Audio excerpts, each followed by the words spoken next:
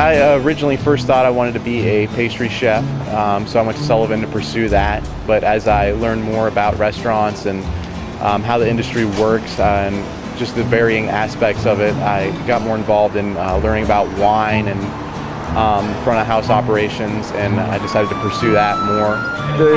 The degree was Culinary Arts, and I was very, very excited to go to Sullivan. I did a lot of research and found out that Sullivan was one of the top culinary schools in the nation, and so I had another chef in Chicago that told me to come to Sullivan University.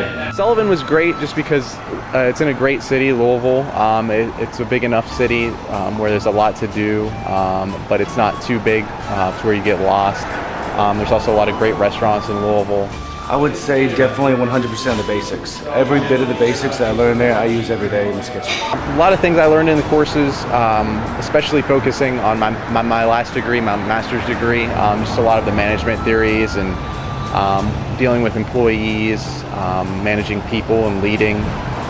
The great thing about Sullivan was just the small feel to it. It felt like you weren't lost in a sea of a massive amount of students. The small classes were great, intimate learning. And they should go to Sullivan first, and then they should actually work. While they're going to Sullivan, they should work as well. As I get older, I want a place to eat as well. So I think that's the excitement for me, but I do really, really enjoy teaching, and I try to grab as many passionate people. I have a couple people in my kitchen right now from Sullivan University. They're extremely passionate, and that's why they're here. Ended up here at Coop just because one of the owners is a master sommelier, and with being interested in the wine side of things, I figured that it was best to go work for someone who really knew what they were doing. Sullivan definitely does give you a lot of tools that you need, and it gives you a great foundation.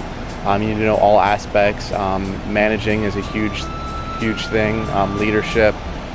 So they all kind of come together, and the more you know about each, the better you'll succeed, I think.